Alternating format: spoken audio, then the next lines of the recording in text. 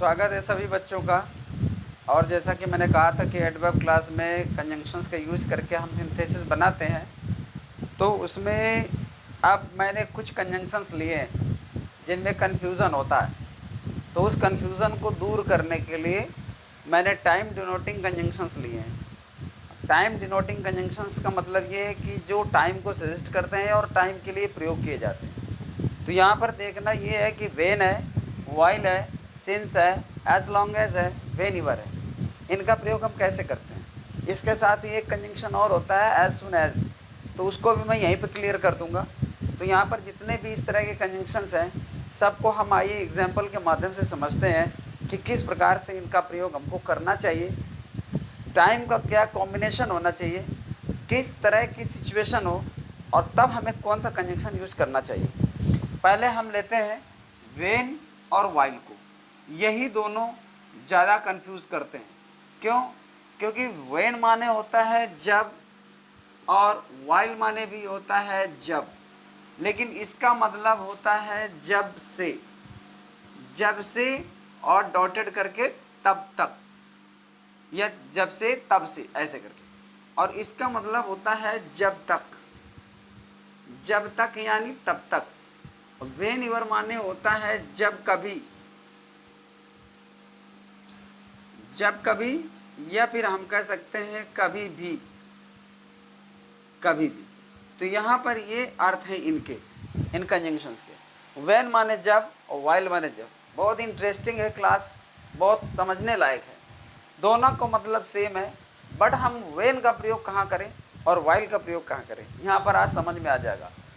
Since माने जब से, इसका भी प्रयोग जब के ही अर्थ में, लेकिन जब से तब से।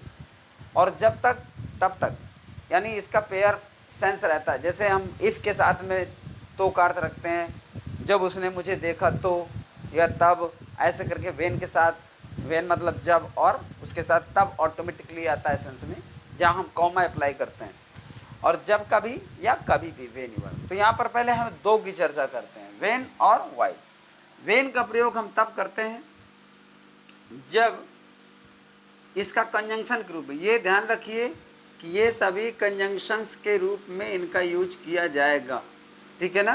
कंजंक्शंस के रूप में यूज है, ये सब कंजंक्शंस है और ये भी कंजंक्शन है, सभी कंजंक्शंस है। अब हमें यहाँ पर देखना है कि किस तरह से। लेकिन ये होता है कि मैंने पहले भी कहा था, जैसे फॉर है, सिंस है, वाइल है, और जैसे आगे आपका आफ्टर है, बिफोर है, ये कंजंक्शंस के साथ साथ प्रीपोजिशन भी होते हैं। इसलिए इनको ध्यानपूर्वक प्रयोग करना चाहिए, कब कंजंक्शन है और कब प्रीपोजिशन है। जैसे टिल भी प्रीपोजिशन होता है और कंजंक्शन भी होता है, अंटिल भी प्रीपोजिशन होता है और कंजंक्शन होता है। तो कब वो कंजंक्शन है और कब, जैसे यहाँ पर एक शॉर्टकट में पहले इस चीज़ को समझ लेते हैं कि ये किस सिचुएशन में प्रीपोजिशन और कंजंक्शन होते हैं। जैसे हमने लिख दिया wait here till I arrive.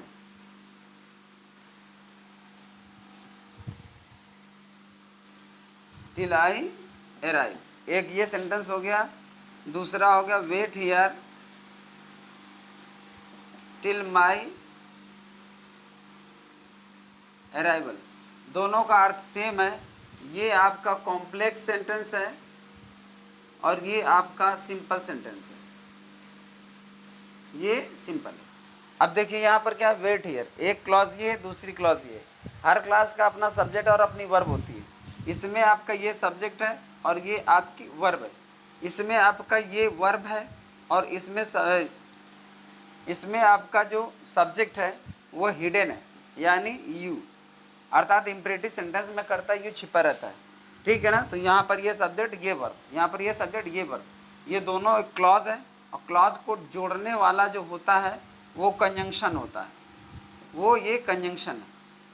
यहाँ पर क्या है, माई अराइवल, मेरा आगमन। यहाँ पर कोई सब्जेक्ट नहीं है और कोई वर्ब नहीं है, इसलिए क्लॉज नहीं है, ये एक नाउन है। और नाउन को किसी भी सिचुएशन से जोड़ने के लिए हमें प्रीपोजिशन की ज़रूरत पड़ती है। ये आपका प्रीपोजिशन है, ये कंजंक्शन नहीं है।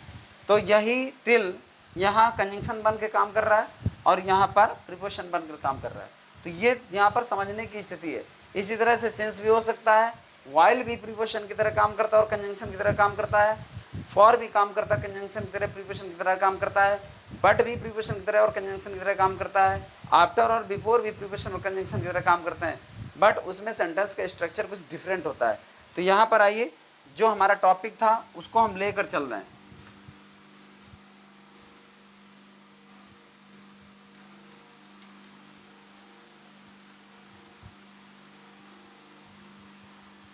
यहाँ पर जब एक एक्शन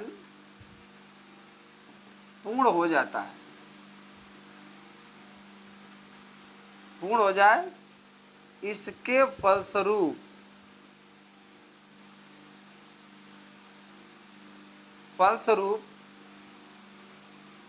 दूसरा एक्शन स्टार्ट हो,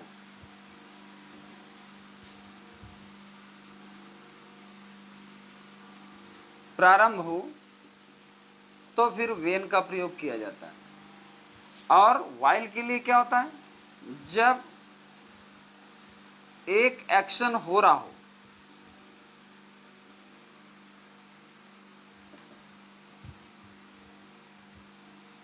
हो, उसी समय दूसरा एक्शन भी हो रहा हो,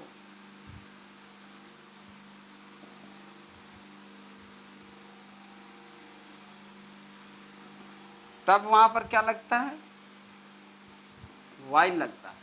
वाइल का मतलब बिल्कुल पैरेलल होता है। पैरेलल का मतलब कि जैसे बिल्कुल दोनों पटरियां एक साथ चलती हैं, मतलब समानांतर भाव होता है इसका, एक तरफ ये एक्शन हो रहा है, एक तरफ ये एक्शन हो रहा है, ऐसे में वाइल का प्रयोग किया जाता है। अगर किसी भी तरह से पहला एक्शन अपनी पूर्णता की ओर है या लगभग समाप्ति की ओर है या हो चुका हो, फिर दूसरा एक्शन हो रहा हो, तो फिर वहाँ पर वाइल का प्रयोग बिल्कुल नहीं करते हैं। इस बात को ध्यान रखना है। पहला पॉइंट है ये पहला पॉइंट है जिसको हम इसके डिफरेंस के रूप में देख रहे हैं, ठीक है ना। ये पहला पॉइंट। यहाँ पर वेन का प्रयोग होगा जब एक एक्शन पूर्ण हो जाए, इसके फलस्वरूप दूसरा एक्शन प्रारंभ हो, तो वेन का प्रयोग करते हैं। जब एक एक्शन हो रहा हो उसी समय दूसरा एक्शन भी हो रहा हो, तो फिर वाइल का प्रयोग करते हैं। ये पहला डिफरेंस, एग्जाम्पल मैं बाद में बताता हूँ। इसके बाद हम देखेंगे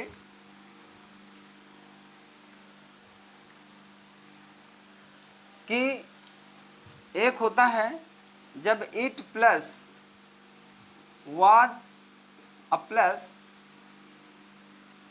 time expressing वर्ड्स दिए रहते हैं, तब आपको वेन का यूज करना होता है। वेन का यूज, पहला डिफरेंस जो मैंने दिया था वहां पर मैं आपको बता देता हूं। जैसे हम कहते हैं when the teacher came, comma लगाया, द स्टूडेंट्स स्टूड अप। जब अध्यापक अंदर आए या जब अध्यापक आए, विद्यार्थी खड़े हो गए। तो यहाँ पर क्या है, एक एक्शन पूर्ण हो रहा है और फिर दूसरा शुरू हो रहा है, तो ऐसे में वाइल का प्रयोग वर्जित है। जैसे यहाँ पर हम कहते हैं when I saw him, when I saw him he was sleeping. यहाँ पर आपका एक एक्शन पूर्ण हो रहा है, देखने का काम लगभग पूर्ण हो रहा है, दूसरा एक्शन फिर भी जारी है। अर्थात यहाँ पर जब मैंने उसे देखा वह सो रहा था, ये नहीं है कि मैं देख रहा था वह सो रहा था, या देखते देखते सो रहा था, गलत प्रयोग। बात समझ रहे ना, यहाँ पर ये चीज़ सही नहीं है। हाँ, यहाँ पर जैसे ये कह दें आई वॉज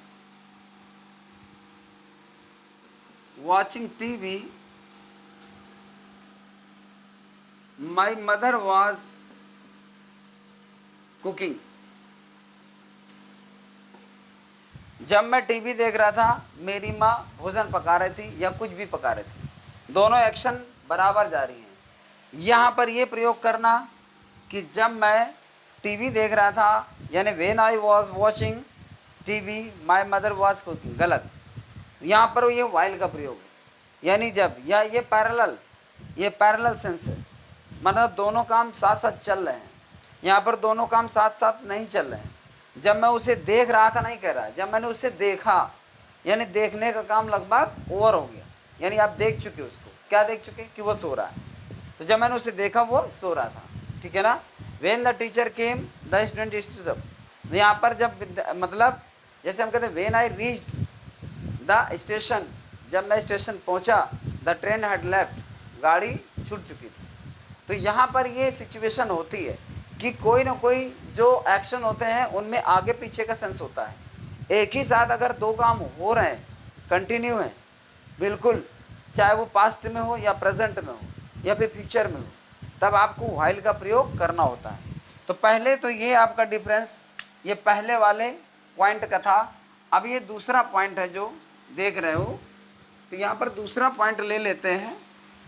जैसे it was time expressing words, it दिया हो, वाज आ रहा हो और टाइम एक्सप्रेसिंग वर्ड आ रहा हो, तो वेन का प्रयोग करते हैं। जैसे हम लिख देते हैं इट वाज 10:30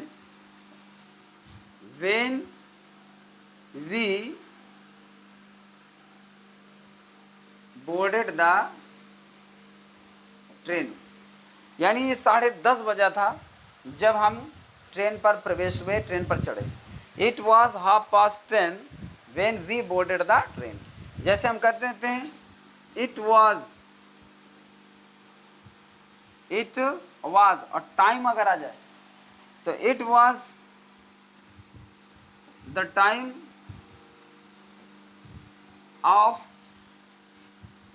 ऑफ और फिर लिख देते हैं समर, ये गर्मी के मौसम का समय था। When we were enjoying our holidays, ये गर्मी का समय था, ग्रीष्म ऋतु का समय था। केवल हम ये भी लिख सकते हैं इसको हटा करके it was summer when we were enjoying our holidays, जब हम अपनी छुट्टियों का आनंद ले रहे थे। तो यहाँ इस तरह का भी ये सेंस आ जाता है। It was June, it was April, it was last year, it was 1990 when we went to our relatives, जब हम अपने रिश्तेदारों के पास गए थे। तो ये एक दूसरा पॉइंट है। अब यहाँ पर जहाँ हम ये वेन लगा हुए हैं, यहाँ पर वाइल का प्रयोग नहीं हो सकता। इट वाज 10:30 वाइल वी, गलत। इट वाज समर वाइल, गलत। यहाँ पर आप वाइल का प्रयोग नहीं कर सकते। तो जब भी कभी it plus was plus time expressing word दिया हो तो आपको वेन का प्रयोग करना होता है। इसके बाद ये यहाँ पर मतलब वाइल का प्रयोग आप नहीं कर सकते। अब अगला प्रयोग देखिए, 2 पॉइंट हो गए। अब दोनों पॉइंट, ये वाइल और वेन का फर्क है, ये ध्यान रखना है। यहाँ पर देखेंगे तीसरा पॉइंट क्या है, जब एज या लाइफ ड्यूरेशन की बात हो तब वेन का प्रयोग ही किया जाता है, तब वेन का प्रयोग किया जाता है। जैसे हम कहते हैं it was childhood, it was childhood, यह बचपन था। वेन I could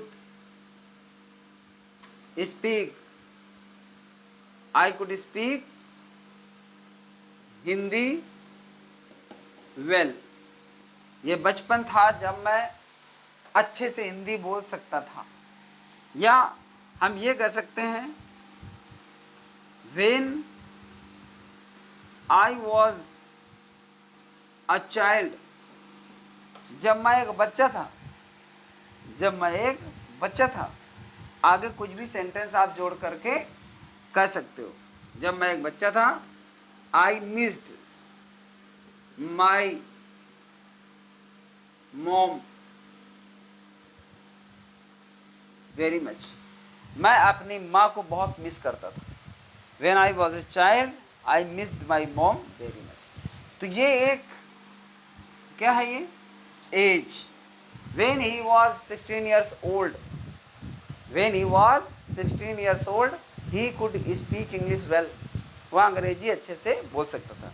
तो जब कभी लाइफ की या एज की जब बात आती है, किसी लाइफ ड्यूरेशन की बात आती है, लाइफ की स्टेज की बात आती है, इस तरह जब सेंटेंस आते हैं तो हम व्हेन का प्रयोग करते हैं। यहाँ पर आपको वाइल का प्रयोग नहीं करना चाहिए। इट वॉज चाइल्डहुड वाइल गलत प्रयोग, ठीक। अब मैं यहाँ पर बताऊंगा कि वाइल का प्रयोग क्या होता है, वाइल का प्रयोग ऐसे क्यों नहीं कर सकते हैं। उसकी वजह होती है, तो वाइल में एक कंटिन्यूएटिव सेंस होता है। कंटिन्यूएटिव सेंस का मतलब होता है, जैसे आपने एक बहुत ही फैमिलियर सेंटेंस पढ़ा होगा,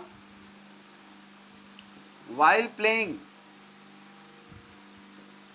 फिर कर देंगे ही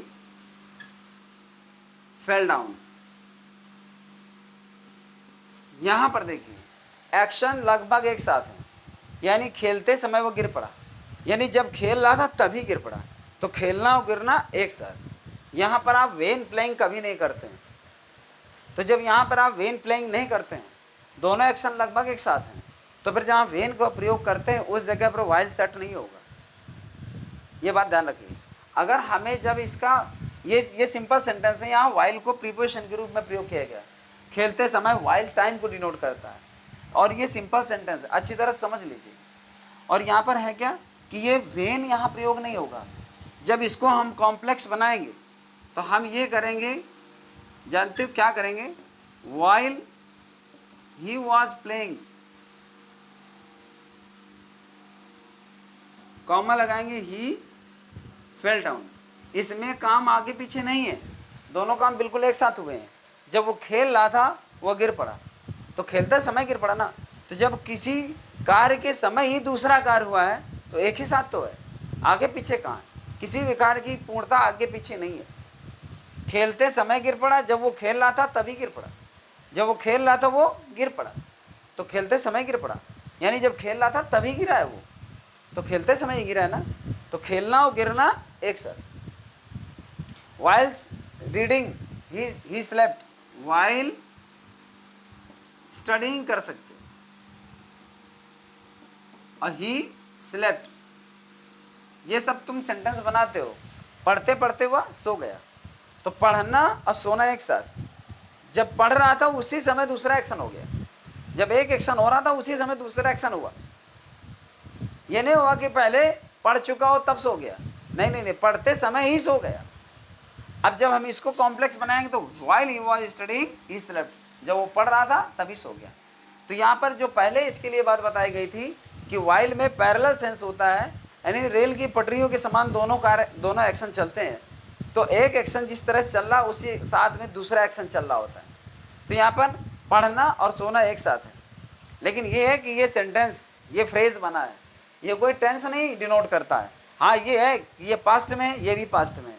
ये कंटिन्यू था तभी ये घटित हो गया। ये एक्शन में था और ये एक्शन ले लिया उसी समय।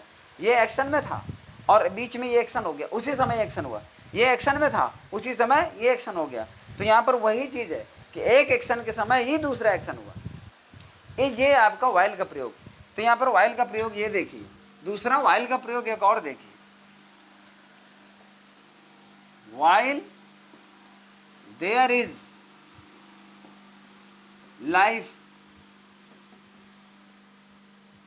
There is hope. इसका मतलब यह है कि वाइल जब तक जीवन होता है आशा तभी तक है। इसको हम इस तरह से भी प्रयोग करते हैं, where there is life there is hope. अर्थात जहां जीवन होता है आशा वहीं होती है, जहां जीवन होता है आशा वहीं होती है। तो यहाँ पर वेयर देयर, जैसे हम कहते हैं कि where there is will there is way, उसमें वाइल का भी प्रयोग होता है। ये वाइल का प्रयोग भी हो जाएगा, यहाँ वेयर का भी हो जाएगा, और एज लॉन्ग एज का भी हो जाएगा। As long as there is life there is hope. यानी जब तक जीवन है तभी तक आशा है। यहाँ जब तक जीवन है, ठीक, जब जीवन होता है आशा तभी है।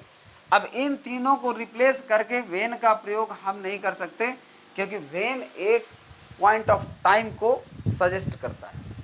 पॉइंट ऑफ टाइम, किसी निश्चित समय को। वेन आई सा him, when I reached school, जब मैं स्कूल पहुंचा। द बेल हैड रंग, घंटी बज चुकी थी। जब मैंने उसे देखा, जब मैं स्टेशन पहुंचा, जब मैं बच्चा था, जब वो 15 साल का था। ये सभी वेन के प्रयोग। ऐसे में वाइल का प्रयोग बिल्कुल कतई सपोर्ट नहीं करेगा। वाइल का प्रयोग हम एज लॉन्ग एज के अर्थ में कर सकते हैं, लेकिन वेन का प्रयोग हम एज लॉन्ग एज के अर्थ में नहीं कर सकते हैं। ये वेयर एक अलग चीज़ है, हालांकि कंजंक्शन ये भी है। ये किसी प्लेस को डिनोट करता है। जिस जगह पे जीवन होगा, जहाँ पे जीवन होगा, जिस वस्तु या व्यक्ति में जीवन होगा, आशा उसी के पास होगी। ये ऐसा कहता है। ये कहता है जब तक जीवन होता है आशा तभी तक होती है। जब तक जीवन होता है आशा तभी तक होती है, आशा तब तक होती है। तो यहाँ पर ये चीज़ें वाइल के प्रयोग से बनती हैं। तो ये वाइल क्या है ना, मतलब जहाँ आशा है, जहाँ जीवन है वहीं आशा है। दोनों काम बिल्कुल एक साथ, यानी जीवन का होना, आशा का होना, जीवन का होना, आशा का होना। तो ये दोनों चीज़ें क्या होती है, पैरेलल चलती हैं। यहाँ पर वेन का प्रयोग कतई बिल्कुल नहीं करना है। तो ये है आपका वेन और वाइल का प्रयोग। मैं समझता हूँ कि लगभग समझ में बात आ गई होगी। फिर भी कोई डाउट रह गया है, कुछ कन्फ्यूज़न रह गया हो तो बताइएगा। क्योंकि मैं एक ही चीज़ में ज़्यादा टाइम इसलिए नहीं लेना चाहूँगा, क्योंकि बहुत बड़ा वीडियो फिर हो जाता है। अभी मुझे सिंस, एज लॉन्ग एज और वेन एवर, इन तीनों को समझाना। बीच में एज सुन एज भी आएगा तो उसको भी। तो यहाँ पर देख लीजिए, इस तरह से सेंटेंस को बनाने हैं। वेन में क्या है, एज और लाइफ को जब कोई डिपिक्ट करता है तब होता है। It was plus time expressing होता है, वहाँ पर तब इसका प्रयोग किया जाता है। और जब लगभग एक काम, एक एक्शन लगभग पूर्णता की ओर हो, इसके फलस्वरूप दूसरा एक्शन हो रहा हो, तब वेन का प्रयोग करते हैं। जब दोनों एक्शन बराबर चल रहे हो तब नहीं करते हैं। The boys were playing while the girls were dancing, ये वाइल का प्रयोग है। हालांकि ये चीज़ क्या करेगी, ये आपका कंपाउंड सेंटेंस बनाएगा। मतलब लड़के खेल रहे थे जबकि लड़कियां गा रही थी। कंपाउंड सेंटेंस में एडवर्सिटी सेंस में बनता है ये अलग चीज़ हो गई। जैसे हम कहते हैं while the bus was moving on the hills the brakes failed, यानी जब बस पहाड़ी पर जा रही थी ब्रेक्स फेल हो गए। तो यहाँ पर वाइल का प्रयोग क्यों, क्योंकि एक साथ दोनों एक्शन हुए। यानी जब ये तो क्या होगा, मतलब बस पहाड़ी पर जाते समय ब्रेक फेल हो गए, एक एक्शन हो रहा था उसी समय दूसरा एक्शन हुआ, एक एक्शन हो रहा था उसी समय दूसरा एक्शन हुआ। तो इस समय वाइल का प्रयोग करना चाहिए, वेन का प्रयोग नहीं करना चाहिए। तो बस वाइल का प्रयोग में एक्शन बराबर चलते हैं, वेन के प्रयोग में एक्शन बराबर नहीं चलते हैं। ये सबसे पहला और मोटा बिंदु है जिसके माध्यम से आप वेन और वाइल में डिफरेंस रख सकते हो। तो अब चलते हैं हम सिंस की ओर।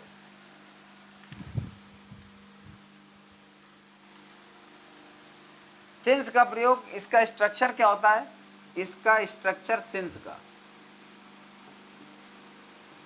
तो एक होता है सिंपल प्रेजेंट प्लस बीच में सिंस आएगा और प्लस सिंपल पास्ट। ये मेन स्ट्रक्चर है इसका। या फिर यहाँ पर कभी प्रेजेंट परफेक्ट होगा प्लस सिंस होगा और प्लस आपका सिंपल पास्ट होगा, सिंपल पास्ट होगा। ये दोनों स्ट्रक्चर याद रखिए। हम ऐसे कर सकते हैं, it is 8 years since he got a job, उसको जॉब मिला जब से 8 वर्ष हुए हैं। 8 वर्ष का समय हुआ है जब से उसे जॉब मिली। इट इज 8 years, इसी को हम ऐसे लिख सकते हैं,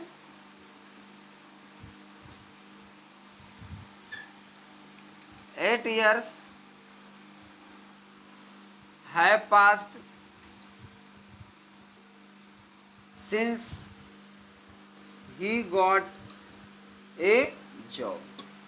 मतलब उसे नौकरी मिली, जब से उसे नौकरी मिली तब से 8 साल हो चुके हैं या 8 साल गुजर चुके हैं। इसी को हम हिंदी के किस सेंस में बोलते हैं, उसको नौकरी मिले 8 साल हो चुके हैं, उसको नौकरी मिले 8 साल हो चुके हैं। जैसे हमको आज़ादी मिले 70 साल 72 साल हो चुके हैं, जितने भी हो चुके हैं, मतलब ऐसा कहा जाता है। मेरे दादाजी को का निधन हुए 5 साल हो चुके हैं।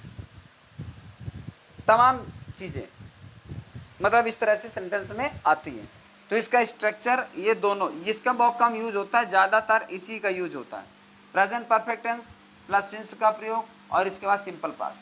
अगर ये स्ट्रक्चर याद रहेगा तो सिंस का प्रयोग, क्योंकि सिंस रीजन भी बताता है, ये टाइम जब बताता है तब का स्ट्रक्चर है, अगर रीजन बताएगा तो तब का स्ट्रक्चर ये नहीं है, उसका स्ट्रक्चर अलग होता है। क्योंकि टाइम वाले कंजंक्शंस पहले हैं, इसलिए मैं पहले इनको एग्जाम्पल वाइज आपको दे रहा हूँ। तो यहाँ पर 8 years have passed since he got job. कुछ एक आध एग्जाम्पल आप और देख सकते हो। जैसे हम कह दें he has not written any letter to me since he went. मतलब जब से गया तब से उसने मुझे कोई पत्र नहीं लिखा। ये ऐसा भी सेंटेंस बनता है, जब से वो गया तब से उसने मुझे कोई पत्र नहीं लिखा। तो ये प्रेजेंट परफेक्ट टेंस प्लस यहाँ पे सिंस और फिर ये पास्ट टेंस। तो सिंपल पास्ट होगा, सिंस होगा और ये प्रेजेंट परफेक्ट टेंस होगा। तो इस बात को ध्यान रखना है कि ये सिंस का प्रयोग इस तरह से होता है।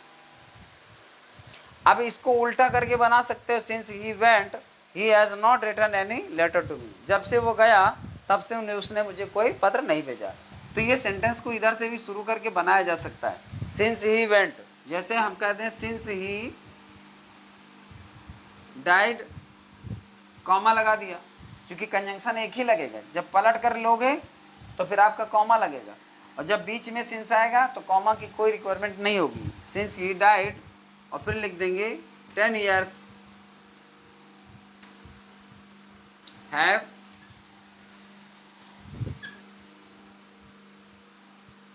पास्ट। इसका मतलब ये हो गया कि जब से वो मरा तब से 10 साल गुजर चुके हैं, अर्थात उसको मरे 10 साल हो गए हैं। इसको उल्टा करके ले आओ, 10 years have passed since he died, ऐसा करके। तो इसका मेन स्ट्रक्चर यही है। ये चूँकि ऐसा होता है कि स्पीकिंग स्टाइल में जैसे हमारे हिंदी का भाव निकलता है वैसे हम अगर बोलते हैं तो फिर ऐसा लिखा जा सकता है, लेकिन इसका रियल स्ट्रक्चर यही है। इसका भी प्रयोग कभी ना कभी किया जाता है, तो ये भी मैंने लिख दिया है। तो ये है आपका सिंस का प्रयोग।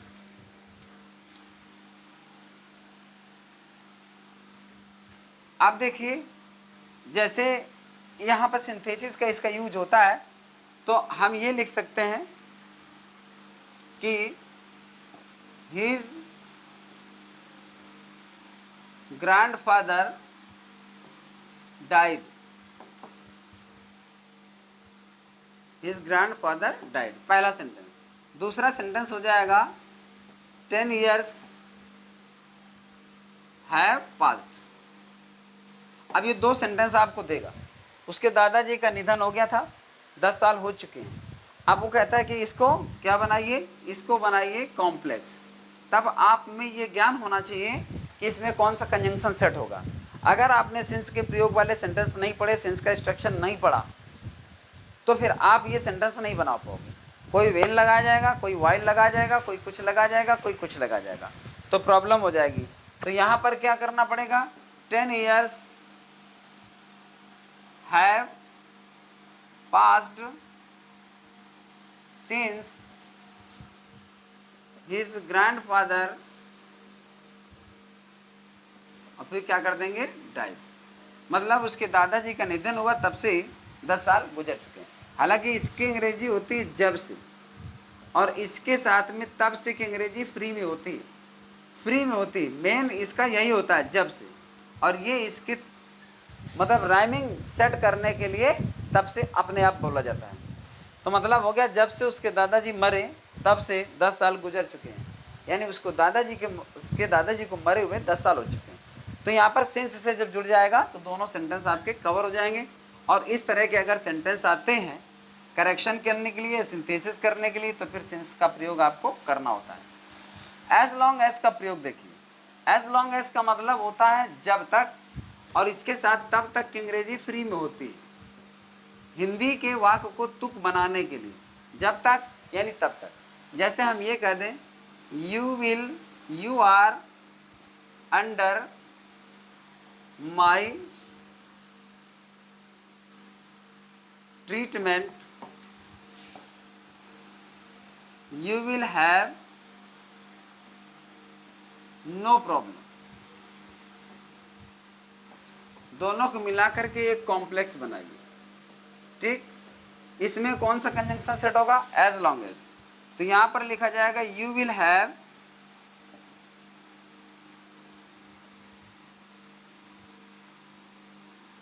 No problem as long as you are under my treatment. तुम्हें कोई समस्या नहीं होगी जब तक तुम मेरे ट्रीटमेंट में हो, जब तक तुम मेरी संरक्षण में हो तब तक तुम्हें कोई समस्या नहीं होगी। इसमें वैन सेट नहीं होगा, वाइल सेट नहीं होगा, सिंस सेट नहीं होगा, वेन सेट नहीं होगा। इसलिए यहाँ पर एज लॉन्ग एज का ही प्रयोग कर सकते हो, चाहो तो सो लॉन्ग एज का भी प्रयोग कर सकते हो। सो लॉन्ग एज का भी प्रयोग किया जा सकता है। सो लॉन्ग एज माने भी वही मीनिंग होती है जो एज लॉन्ग एज की होती है। भाई एज एज का जो मतलब होता है वो सो एज का वही मतलब होता है। जब तुम कंपैरेटिव डिग्री पढ़ते हो या पॉजिटिव डिग्री पढ़ते हो तो एज एज उतना जितना, सो एज उतना जितना, तो दोनों के प्रयोग में कोई डिफरेंस नहीं है। ज़्यादातर एज लॉन्ग एज का ही यूज होता है, इसलिए ये कॉमन है। ये भी कहीं लगा है या लगा देते हो तो कोई फ़र्क नहीं पड़ेगा। जैसे हम कहते हैं यू विल लिव या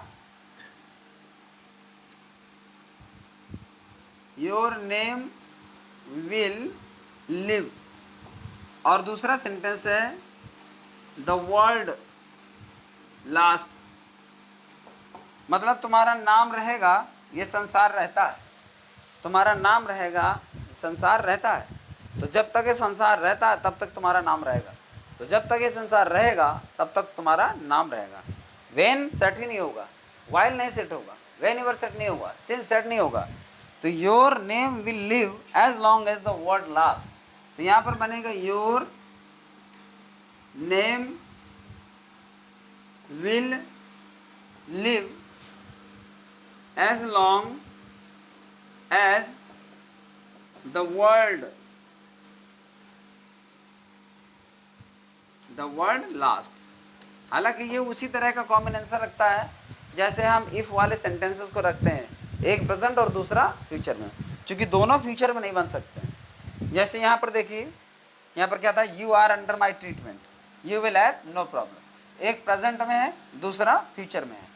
मतलब ये नहीं कह सकते कि you will live under my treatment, नहीं नहीं नहीं, जब तक तुम मेरे ट्रीटमेंट में हो तुम्हें आगे कोई समस्या नहीं होगी। अर्थात तुम्हारा नाम आगे तक रहेगा जब तक ये संसार रहता है। तो बोलें कैसे? जब तक संसार रहेगा तुम्हारा नाम बना रहेगा, पहले ये रहेगा फिर ये रहेगा, लेकिन जब तक ये रहेगा तब तक ये रहेगा। एज लॉन्ग एज के ऐसे प्रयोग होते हैं, एज लॉन्ग एज, इसको ध्यान रखना, ये इस प्रकार के प्रयोग है और ऐसे करके इनमें सिंथेसिस बनाई जाती है। इसके बाद वेन एवर का प्रयोग। वेन माने होता है कब, यानी जब, और वेन एवर माने होता है जब कभी।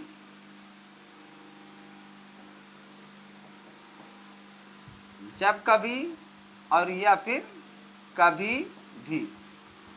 ये ध्यान रखिए कि वेन किसी एक ही निश्चित समय को डिनोट करता है। वेन सिर्फ एक टाइम के लिए। वेन इट वॉज जुलाई, जब जुलाई का समय था।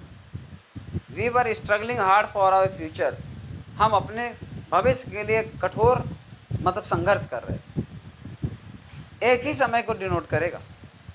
वेन आई सॉ यू, जब मैंने तुम्हें देखा। When I reach the station, जब मैं स्टेशन पहुंचा। लेकिन वेन एवर क्या करता है? वेन एवर कई समय को एक साथ ले लेता है। जब कभी यानी कभी भी, जब कभी। अगर हम एक नज़रिए से देखें तो when singular, whenever plural, where singular, wherever plural, who singular, whoever plural. मतलब एक तरह से हु माने जो और हु एवर माने जो भी, वेयर माने जहाँ, किसी एक ही स्थान के लिए, वेयर एवर माने जहाँ भी, वेन माने जब और वेन एवर माने जब कभी। जैसे हम सेंटेंस देखें तो हम लिखेंगे he needs money, he comes to me.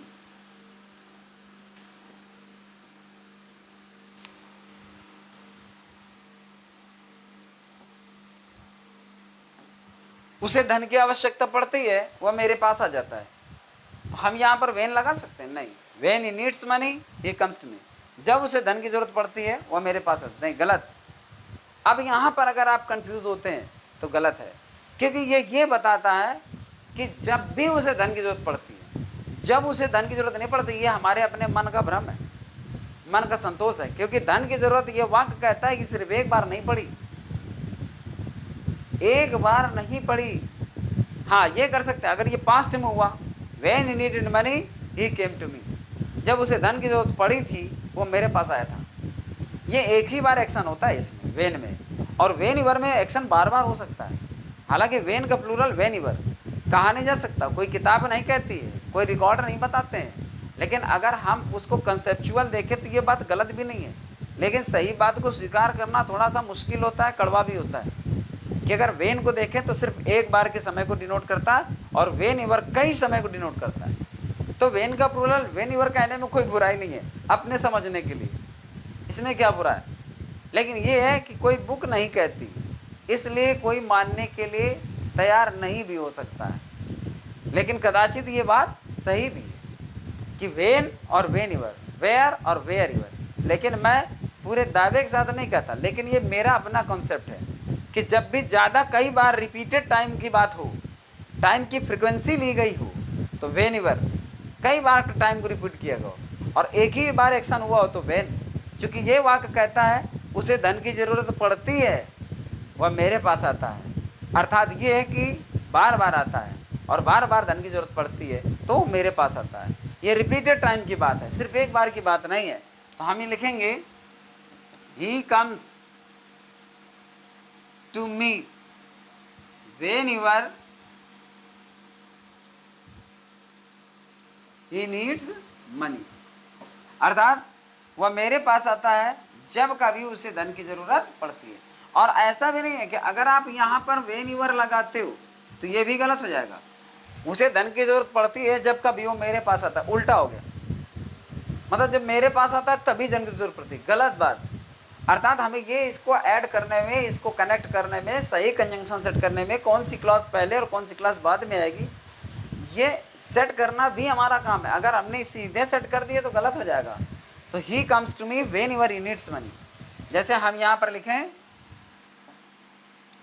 He gets time he makes a visit here. मतलब उसे समय मिलता है वह यहाँ का दौरा करता है, उसे समय मिलता है वो यहाँ का दौरा करता है। जब डिफरेंट सेंटेंस और सेपरेट सेंटेंस देता है तो वो इसी तरह से देता है। मतलब बहुत ही नज़दीक भी होता है सेंस के, लेकिन बहुत ज़्यादा अलग भी होता है। अब वो लेकिन इशारा ज़रूर कर रहा होता है कि आप कौन सा कंजंक्शन लगाइए। अगर हम कर दें कि when he gets time he makes a visit here, जब उसे समय मिलता है वह यहाँ का दौरा करता है, गलत जवाब है और गलत रिस्पॉन्स है। जब कभी उसे समय मिलता है वो यहाँ का दौरा अवश्य करता है। तो जब कभी मिलता है, केवल एक ही बार के लिए, टाइम के लिए नहीं कह रहा है। मतलब टाइम की फ्रिक्वेंसी यहाँ पर जब भी समय मिल जाता है वो यहाँ ज़रूर आता है, कहना ये चाहता है। और आपने वेन को लगा करके एक ही टाइम पर उसको कंट्रोल करके रख दिया। तो यहाँ यही मेन पॉइंट है जहाँ आपको समझने की ज़रूरत है। तो यहाँ पर हम लिख देंगे कि whenever he gets time. अब यहाँ पर आपको इसमें लगाने की ज़रूरत है। Whenever he gets time, यहाँ कॉमा लगा दीजिए, he makes a visit here. जब कभी उसे समय, यानी क्या लिखा था, जब कभी या कभी भी उसे समय मिलता है वो यहाँ का दौरा करता है, जब कभी उसे समय मिलता है वो यहाँ का दौरा करता है, वह मेरे पास आता है जब कभी उसे धन की ज़रूरत पड़ती है। ये व्हेनेवर के यूजेस हैं जो सही कॉन्सेप्ट में है और बिल्कुल ऑथेंटिकली इनका यूज़ किया गया है। कोई वेन लगा करके अगर इसको लिख देता है और सेटिस्फाइड हो जाता है तो वह सिर्फ खुद को संतुष्ट कर सकता है, बाकी नहीं कर सकता है। यहाँ पर जैसे हम ये कर दें, क्या समझते? When the police came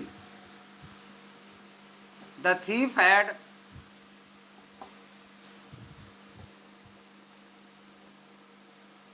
run away.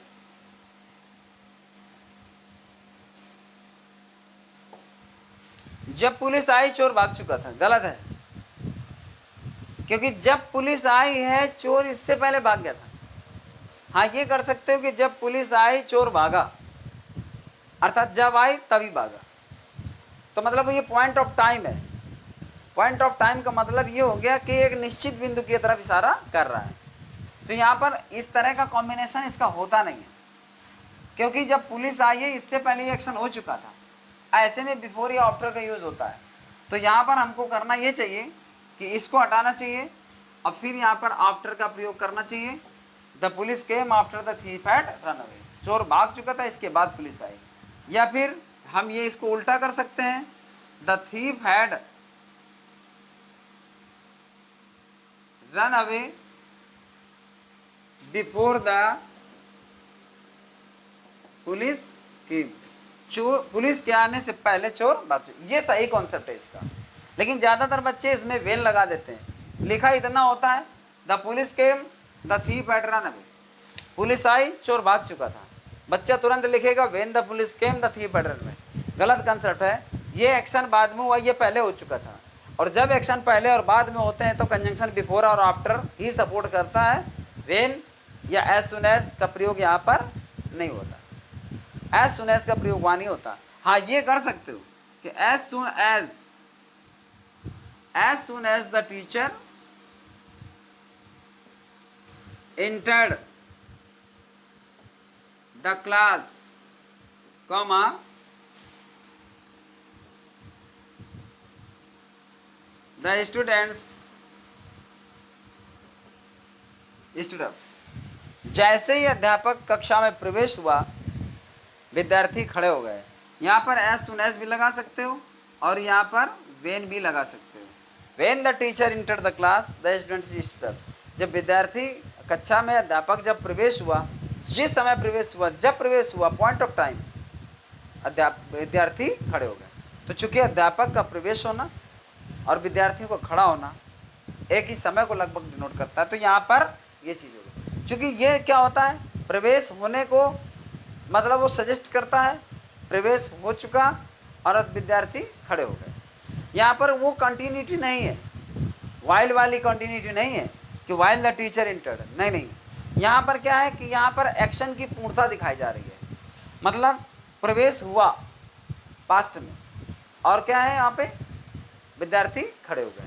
तो ये वाइल एक कंटिन्यूएशन यहाँ पर नहीं है, कंटिन्यूटी यहाँ पर नहीं है, इसलिए यहाँ पर वेन का ही प्रयोग उचित है। और as soon as quick action के लिए जाना जाता है। As soon as quick action के लिए, जब बहुत ही फास्ट एक्शन होता है दो सिचुएशन में, तब एज सुन एज लगाया जाता है। तो यहाँ पर एज सुन एज का प्रयोग जैसे ही अध्यापक प्रवेश हुआ कक्षा में विद्यार्थी खड़े हो गए। तो यहाँ पर इन चीज़ों को समझना बेहद ज़रूरी है। तो ये आज के थे वेन, वाइल और सिंस और एज लॉन्ग एज और व्हेनेवर के यूजेस, और इनको अच्छी तरह से समझने की ज़रूरत पड़ती है। फिलहाल इनको मैं फिर किसी दिन और एग्जाम्पल के माध्यम से ज़रूर लूँगा। अभी तो मैंने केवल ऐसे ही समझाया है कंसेप्ट बताने के लिए कि कहाँ पर तुमको क्या प्रयोग करना चाहिए और क्या नहीं करना चाहिए। अब इसकी ली जाएगी एक्सरसाइज, और एक्सरसाइज के माध्यम से ये देखा जाएगा कि कहाँ पर क्या लगाएं और क्या ना लगाएं, किस तरह से सेंटेंस गलत होते हैं। तो फिर मिलते हैं अगले वीडियो में। लेकिन अगर चैनल को सब्सक्राइब नहीं किया तो ज़रूर करें, ताकि हर नोटिफिकेशन वीडियो का जो नया अपलोड किया जाए वह आपको मिल जाए। चैनल को लाइक करें, सब्सक्राइब करें, वीडियो को लाइक करें और चैनल को सब्सक्राइब करें, शेयर करें। मतलब कुल मिलाकर के मैं कह नहीं पा रहा जो भी करना है वो आप कर दीजिए, ठीक। क्योंकि बहुत देर तक बोलने के बाद जो मतलब एक वर्ड्स का बैलेंस होता है वह निश्चित तौर पर थोड़ा बहुत डिस्टर्ब हो जाता है। लेकिन कोई बात नहीं, मैं जानता हूँ कि जो सुन रहे हैं वो मुझसे ज़्यादा समझदार है। Thank you so much.